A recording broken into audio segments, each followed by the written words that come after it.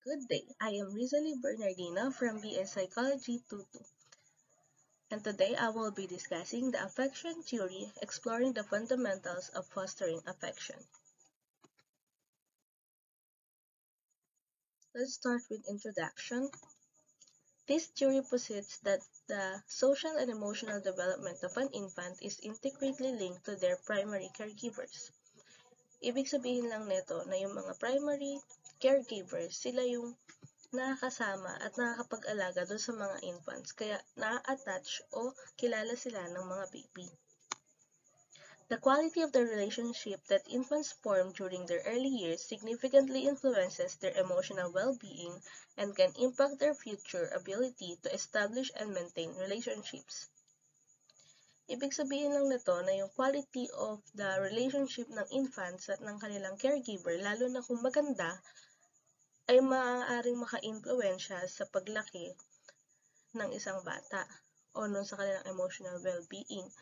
At dahil din doon, pwedeng magkaroon ng magandang skills or makapag-maintain siya ng magandang relationship sa ibang tao na makakasalamuha niya. These relationships play a vital role in shaping a child's long-term social and emotional development. Rather than being momentary associations, children often experience a strong attachment to their caregivers, regardless of the time of the day. Separation from their caregivers can elicit feelings of anxiety and discomfort. The strong bond that develops between them makes it challenging to deviate from their usual routine. Mahihirapan ng isang bata o ang isang infant, lalo na kapag na-attach na siya dun sa primary caregiver niya. Mahihirapan itong makapag-focus or makilala ng ibang pwedeng mag-aalaga sa kanya dahil nasanay na siya dun sa primary caregiver niya.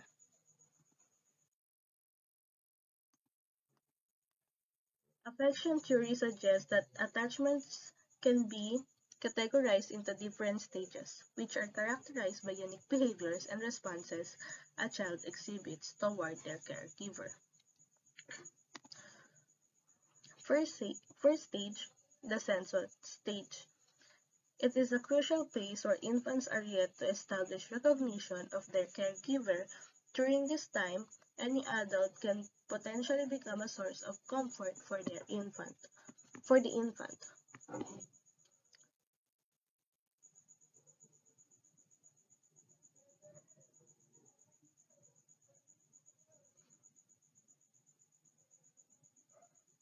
Infants primarily rely on their senses to determine whether they can trust their caregiver. The caregiver should strive to gain the trust of the infant by providing for their needs such as feeding, caring, caressing, patting, singing lullabies, or placing them close to the caregiver. As an example, I have been taking care of my nephew since 2013, starting from when my eldest nephew was born. His parents entrusted me with his care while they were working.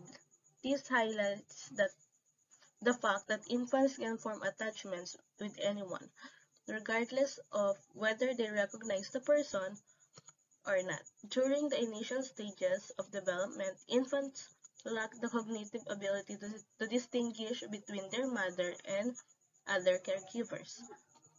As a result, anyone who provides care for them at this age can be considered their caregiver.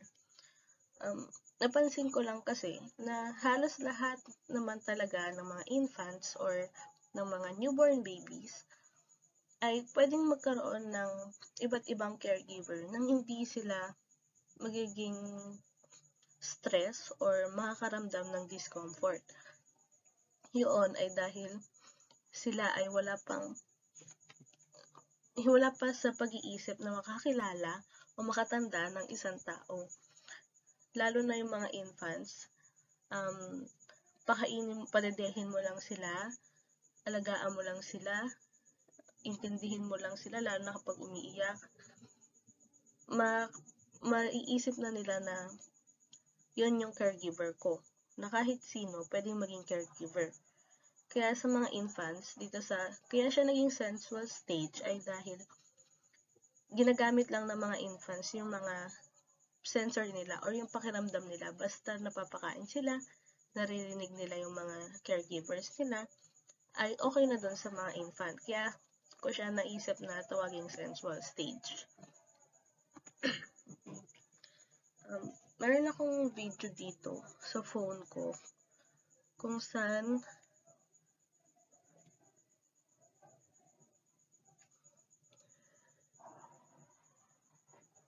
hindi siya kita.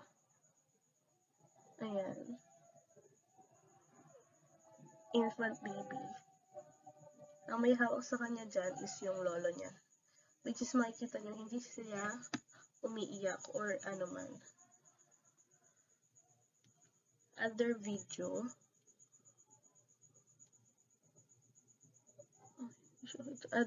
is tita naman niya yung may hawak dyan.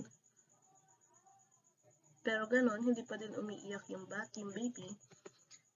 Kasi, as I say, pwedeng maging caretaker or caregiver yung kahit sino, lalo na sa mga infant kasi hindi pa sila nangingilala. So, next is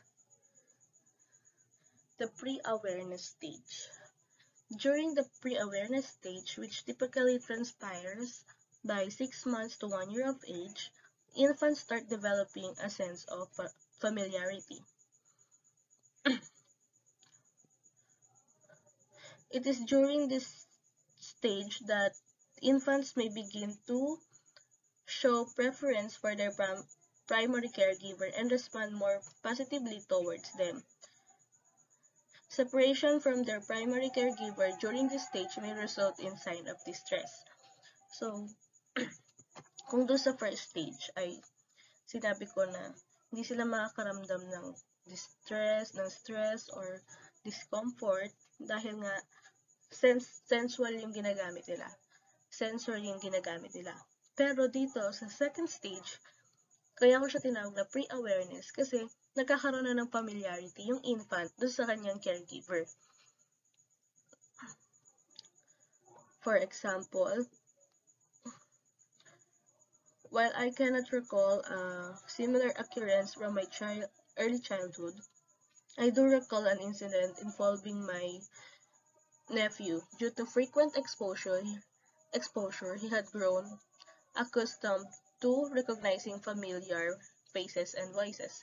However, when approached by a stranger, particularly one attempting to take him to his caregiver, he became visibly frightened and would cry. This behavior, commonly known as nangingilala in Filipino, refers to the fear of or discomfort a child experience when encountering unfamiliar faces. So, sinasabi ko nga dito na yung word na nangingilala, yun yung common term sa atin ng mga Pilipino na kapag yung baby kinuha o kinilig ng tao na hindi niya madalas makita, yun yung iiyak na siya, may stress na siya, makakaramdam siya ng discomfort kasi bago yung mukha na yun sa paningin niya or bago yung boses na yun sa paningin ng bata or ng baby. Kaya dito, kaya ko siya tinawag na pre-awareness stage ay dahil meron ng sense of familiarity yung baby.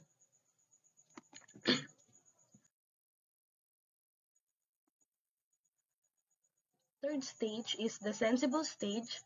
Sensible stage refers to the emotional connection that forms between an infant and their primary caregiver, characterized by a strong desire for physical proximity and contact. Separation from the caregiver can result in separation anxiety, which is often experienced by infants.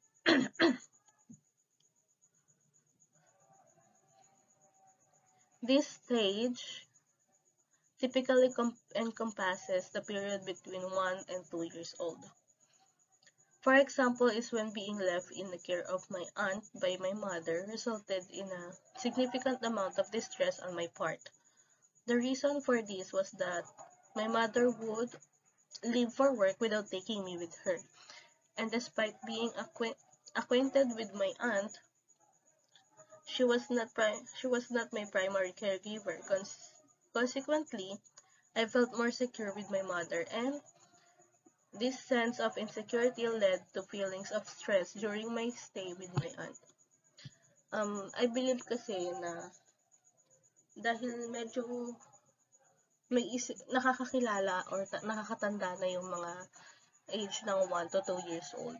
So, parang nung iniwan ako nun sa auntie ko or sa tita ko, parang, although I know her, nakikita ko siya, pero yung sense na hindi ako komportable na maging kasama siya.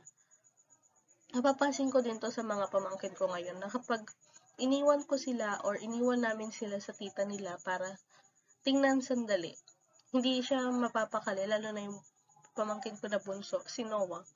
Kapag iniwan siya dun sa ninang niya, kahit palagi niyang nakikita yon at kilala niya, lagi pa rin siyang sisigaw, lagi pa rin siya tatawag ng daddy, nang, kasi madalas siya dito sa amin. So, kahit gano'n nakilala niya, ninang pa niya yun, basta hindi siya sanay or hindi siya komportable, yun na yung makakaramdam siya ng stress talaga.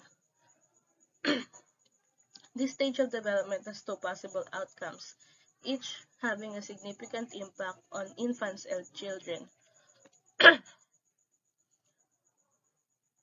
Positive outcomes are characterized by secure affection where children exhibit confidence in their caregiver's availability and responsiveness. Such children are comfortable exploring their environment, display distress when separated from their caregiver, and show delight when reunited with them. Sa positive outcomes, ito yung nararamdaman ng isang infant or ng isang bata kapag kasama niya yung caregiver niya. Nagkakaroon ng positive outcomes dahil nasisigurado ng bata na komportable siya kasi nandun yung primary caregiver niya.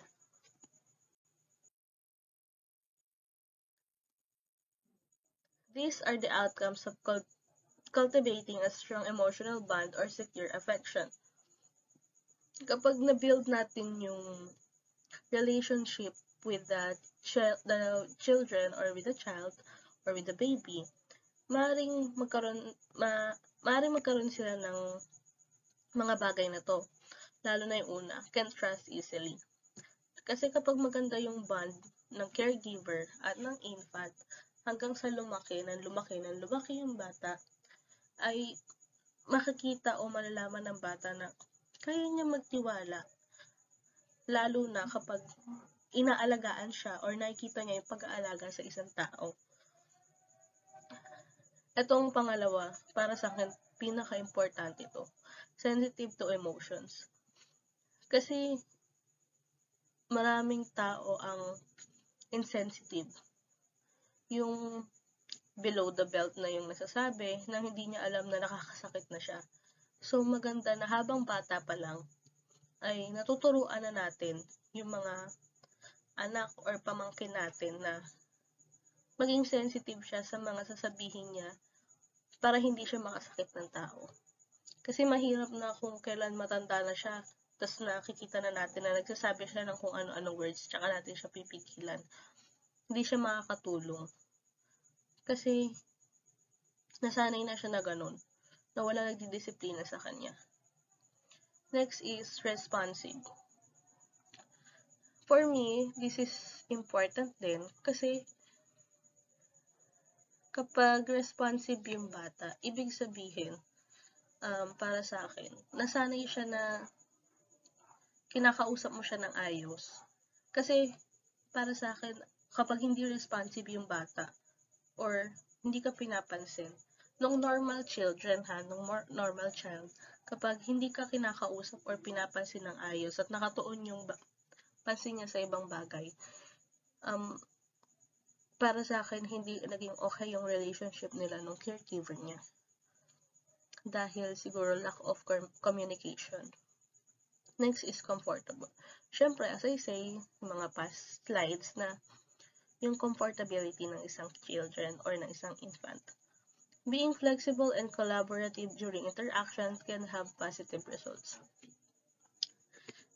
Ito ang pinakamaganda sa lahat. Kasi, yung being flexible, yung kahit sino yung makasama mo, okay ka. At magkakaroon kayo ng collaboration during interactions. Okay yon sa isang bata na ma-build yung ganong attitude or ganong pakikisama. Negative outcomes lead to insecure affection where children lack confidence in their caregivers' availability and responsiveness. These are the outcomes of cultivating a strong emotional bond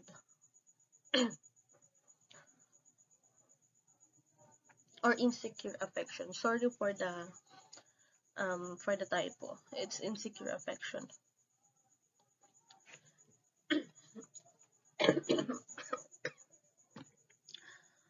First is anxious. Kapag negative yung outcome, nagkakaroon talaga ng pakiramdam na anxious yung bata. Lalo na kung hindi niya laging nakakasama yung kanyang caregiver or parang ini-snub siya or hindi siya pinapansin ng maayos. Avoidant. Usually, ganito talaga yung nararamdaman or naging outcome kapag negative yung pag-aalaga ng isang caregiver sa isang bata. Wala silang sense of communication and may hirapan na malaman ng caregiver yung nasa isip or gusto ng bata kasi nga hindi naman focus or steady yung relationship ng caregiver tsaka ng infant. Isolation. I think ito, mas pipiliin pa ng infant na i-isolate yung sarili niya kaysa makausap or makasama yung caregiver niya kasi nga hindi maganda yung naging relationship nilang dalawa. Emotionally distant. Dito I think nagkakaroon ng emotionally distance kapag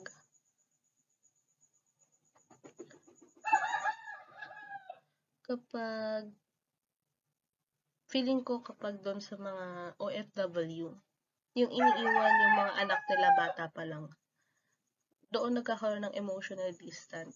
Hindi nagiging open yung relationship nila kasi hindi nakakasama ng bata personally yung kanyang magulang or yung kanyang mother or father.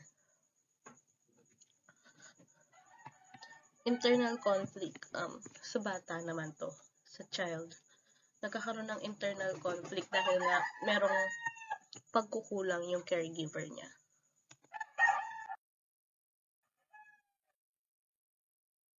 Psychopathology. Avoidant. One common response of an insecure child is to avoid or ignore their caregiver. For example, emotional distance between a caregiver and a child can be detrimental, resulting in a lack of communication and affection. In my personal experience, I felt closer to my father than my mother during childhood due to my mother's tendency to become easily upset and a lack of regular communication. As a result, I often avoided spending time with her.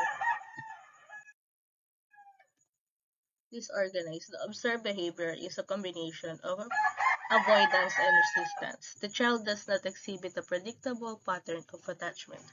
The behavior of a caregiver can be erratic and potentially harmful, encompassing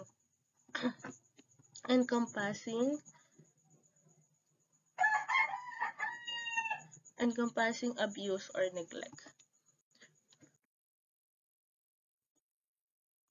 For example, although this did not happen to me, it happened to someone close to me when this person's parents left to work abroad. Their younger brother was just 2 years old. As a result of growing up without their parents, this brother seems to be less socially active than his peers. He often remains in his room playing, avoiding social interaction with friends, and even skipping school at times. Furthermore, his living situation had led to a lack of organization due to the absence of parental guidance. Only his older brothers are around to take care for him, but they cannot provide full-time support. Itong kilala kong taong to, ngayon na siya, 15 years old na siya. And napapansin ko sa kanya na sobra pa din niyang dinadamdam yung walang pag-aalaga ng magulang. Base sa nakikita ko sa kanya, lagi lang siyang, lagi lang siya nasa kwarto, lagi lang siyang nagsi-cellphone, minsan di talaga siya pumapasok para lang ma-avoid yung pakikipag-usap sa iba. Parang nakikita na lang niya yung comfort niya dun sa phone niya.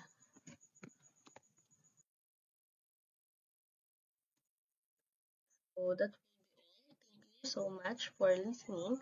Again, affection theory inspired by John Bowlby's attachment theory. Thank you so much.